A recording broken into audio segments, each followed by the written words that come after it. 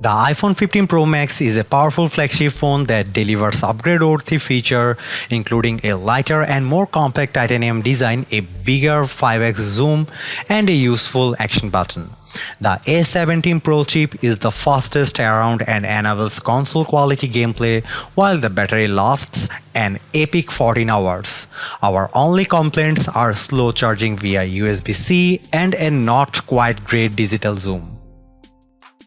The iPhone 15 Pro Max is the first new iPhone I have picked up in a long time that made me say wow.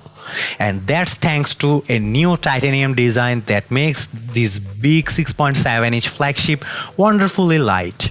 Apple also managed to trim the bezels while making the phone shorter and narrower, resulting in a big screen beast that doesn't feel that big.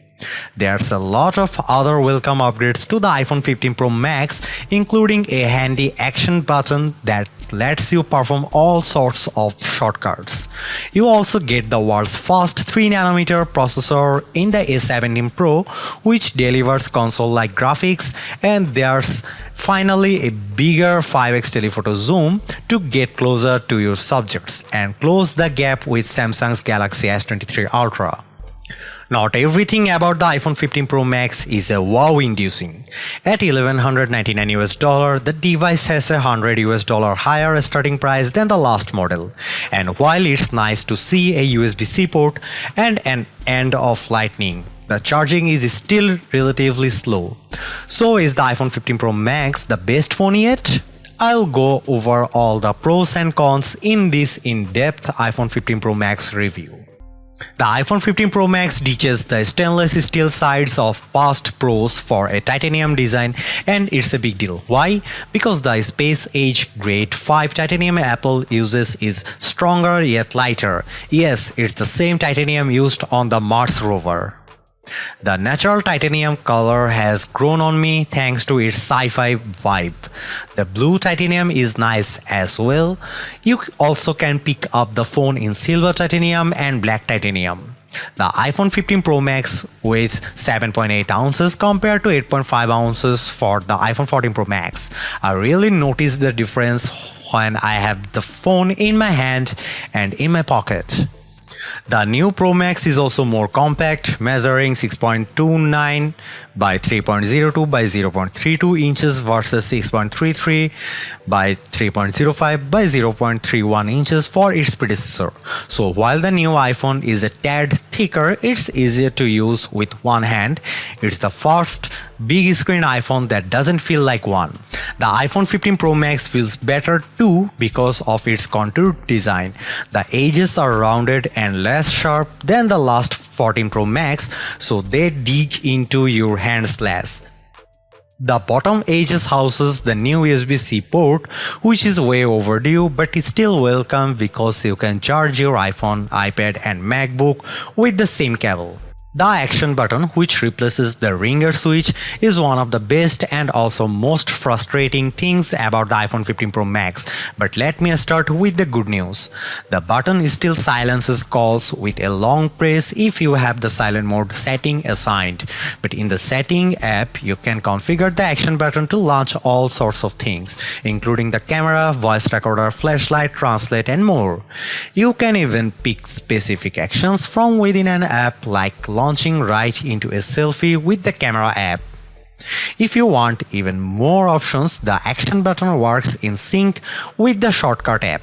So you can assign it launch any app you want with a long press or create shortcuts to do things like messages, a specific contact, which is nice to have when I want to let the family know I'm on my way home or running late. My problem with the action button is that it supports only one function at a time. So if you want it to launch the camera, you can't use it also mute calls. My advice to Apple would be to let people perform app shortcuts with a double press and keep the long press for silent mode. The iPhone 15 Pro Max has USB-C charging, and it's about time.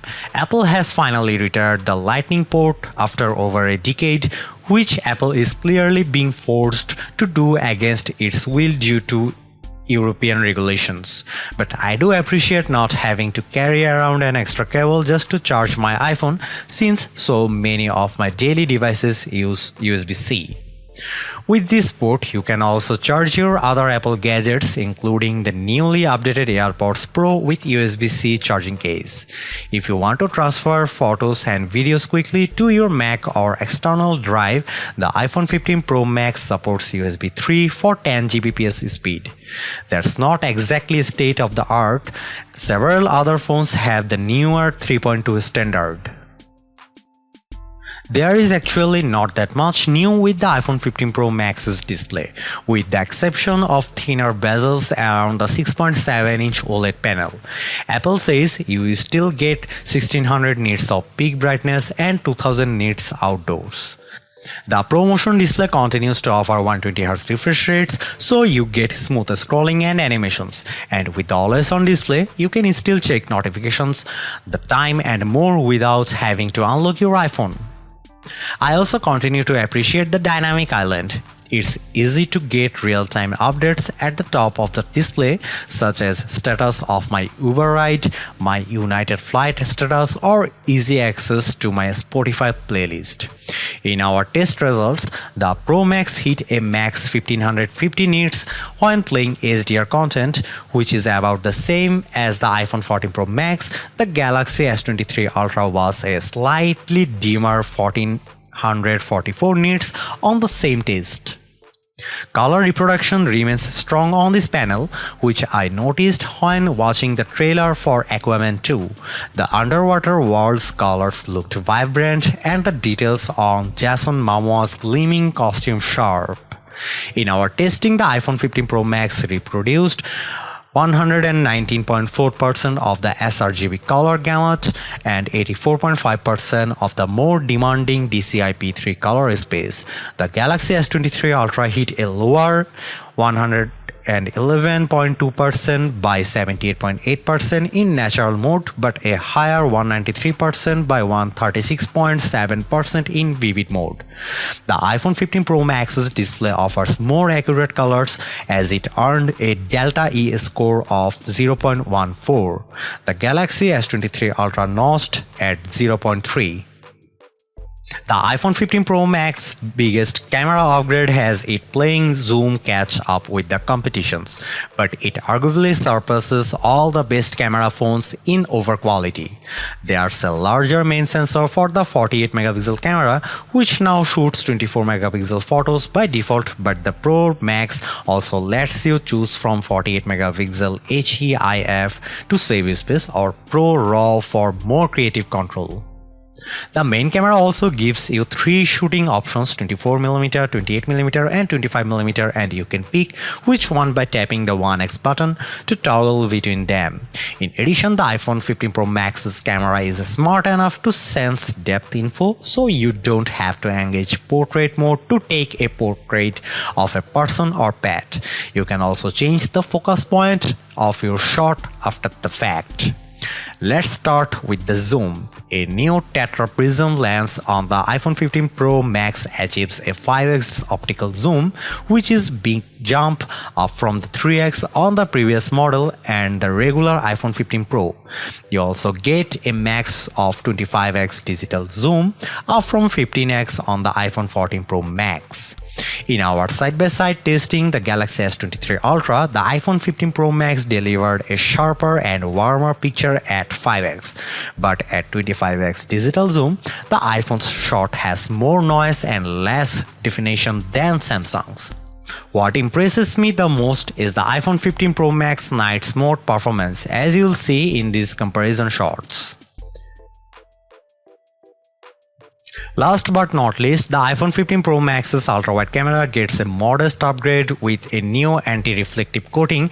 It does a great job handling the sun coming in from the left side of the frame with a nice gradation of colors in the blue sky, and both the wooden posts in the foreground and the building on the right look sharper. The warmer color profile might not be for everyone though.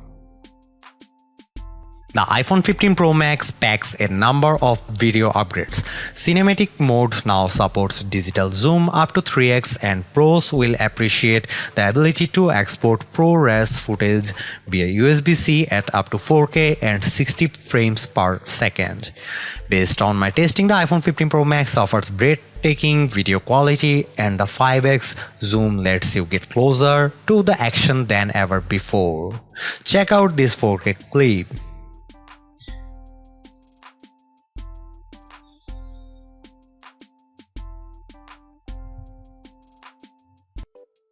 The iPhone 15 Pro Max actually isn't just an iterative upgrade for a change. You get a stronger and lighter design from titanium that makes a big difference in everyday use, as well as a smart replacement for the ringer switch in the action button. Based on my camera testing, the iPhone 15 Pro Max arguably offers the best photo quality around, especially in low light, and the bigger 5x zoom is a great upgrade I have been waiting for, even if the digital zoom could be a bit sharper. Add in the powerful A17 Pro chip for next-gen gaming, USB-C port, and super long battery life, and you have the best iPhone money can buy. Yes, the iPhone 15 Pro is good, but I'd rather have the longer endurance, bigger screen, and smaller zoom.